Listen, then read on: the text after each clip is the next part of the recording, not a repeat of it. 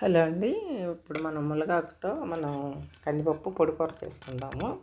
మునగాకు ఫ్రెష్గా దొరికింది మార్కెట్లో, తీసుకొని వచ్చి చక్కగా మునగాకును ఒలిసేసేసి కడిగి ఆరబెట్టుకున్నానండి. కందిపప్పుని 2-3 గంటల ముందే నానబెట్టి ఉంచుకోవాలి. ఈ పొడి కూర చేసుకోవాలంటే బండిలో నూనె పోసేసి దాంట్లో తాలింపులు, ఎండుమిర్చి, కరివేపాకు వేసి వేయించుకున్న తర్వాత మనం ఉల్లిపాయలు కూడా వేసి బాగా వేగనివ్వాలండి.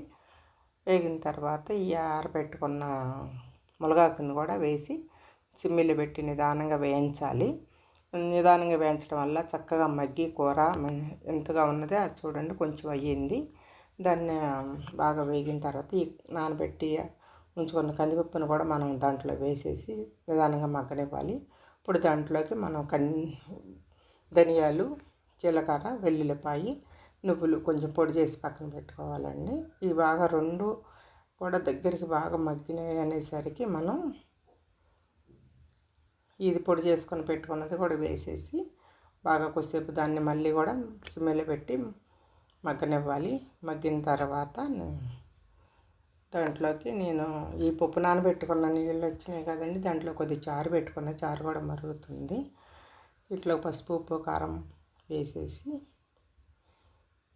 బాగా అలాగా వేగనివ్వాలి. నిదానంగా సిమ్మిలోనైతే చక్కగా ఈ పొడి కూర బాగా ఉంటుందండి. మునగాకు చాలా ఆరోగ్యానికి మంచిది. మనకి ఏదన్నా కీళ్ళ నొప్పులు ఏమన్నా ఉన్నా పోతాయి. చారు కూడా తాలింపు వేసేసాను. చారును మనం రసంతో ఈ పొడి కూర వేసుకొని తింటే చాలా బాగుంటుంది. ఈ పొడి కూర కూడా మనం చపాతీలోని తినచ్చు, మనం రైస్లో కూడా తినచ్చు. ఆరోగ్యానికి చాలా మంచిది. మీరు కూడా ట్రై చేయండి ఒకసారి.